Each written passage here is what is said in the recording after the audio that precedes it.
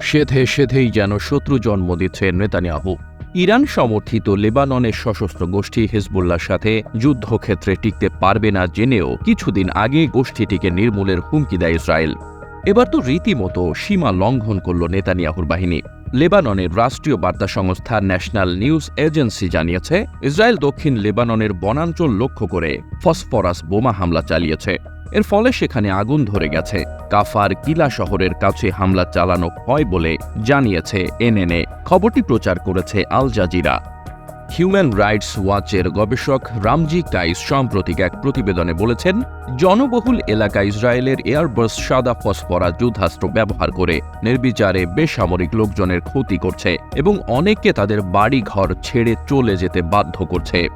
এদিকে আল জাজিরার Sanat fact checking এজেন্সির যাচাই করা একটি ভিডিওতে দেখা গেছে, আপার গ্যালিলির আয়েলেত হাসাহারে একটি ইসরায়েলি সামরিক ঘাঁটি লক্ষ্য করে হিজবুল্লাহর ড্রোন হামলা সেনাদের মধ্যে আতঙ্ক সৃষ্টি করেছে। এক্সে ইসরায়েলি আর্মি রেডিওর শেয়ার করা ফুটেজে দেখা যায়, ইসরায়েলি ঘাঁটির আশেপাশে সাইরেন বাজছে এবং সেনারা ভয়ে দৌড়াচ্ছে।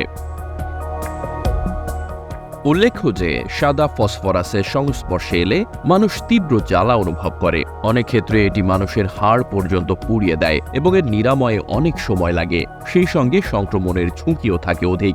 সাদা ফসফরাসের কারণে যদি মানুষের শরীরের মাত্র 10% দগ্ধ হয়, তাহলে তাও মারাত্মক। এর সংস্পর্শে এলে মানুষের শ্বাস নিতে অসুবিধা হতে পারে এবং শরীরের অনেক অঙ্গ কাজ করা বন্ধ হয়ে যেতে পারে।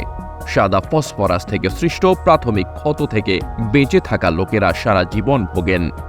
সশস্ত্র সংঘাতে সাদা ফসফরাসের ব্যবহার একটি উল্লেখযোগ্য বিতর্কের জন্ম দিয়েছে। কেউ কেউ বেসামরিক নাগরিক এবং পরিবেশের ক্ষতি হ্রাস করার জন্য কঠোর বিধিবিধান এবং আরও নজরদারির আহ্বান জানিয়েছে।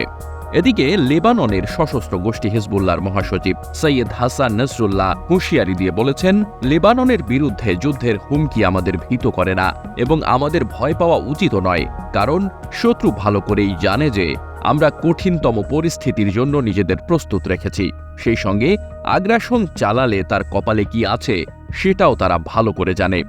এটি নিশ্চিত যে ইসরায়েল লেবাননের বিরুদ্ধে কোনো রকম কাপুরুষতা দেখানোর চেষ্টা করলে হিজবুল্লাহ তার দাঁত ভাঙা জবাব দেবে। ইসরায়েলি গণমাধ্যমের পাশাপাশি সামরিক বিশেষজ্ঞরা হিজবুল্লাহর হাতে থাকা লাখ লাখ ক্ষেপণাস্ত্র, ড্রোন ও রকেটের কথা উল্লেখ করে বলছেন, এসব সমরাস্ত্রের মোকাবিলায় ইসরায়েল সামরিক ও নিরাপত্তাগত দিক দিয়ে অত্যন্ত নাজুক অবস্থায় রয়েছে। বিশেষ করে হিজবুল্লাহর উত্তর ইসরায়েলে তাদের বিস্ময়কর হুদহুদ গোয়েন্দা ড্রোন পাঠানোর পর ইসরায়েলি কর্মকর্তাদের ঘুম হারাম হয়ে গেছে। এমন পরিস্থিতিতে ইসরায়েল লেবাননের সাথে সংঘাতে জড়িয়ে নির্দ্বিধায় নিজের বিপদ নিজেই ডেকে আনছে।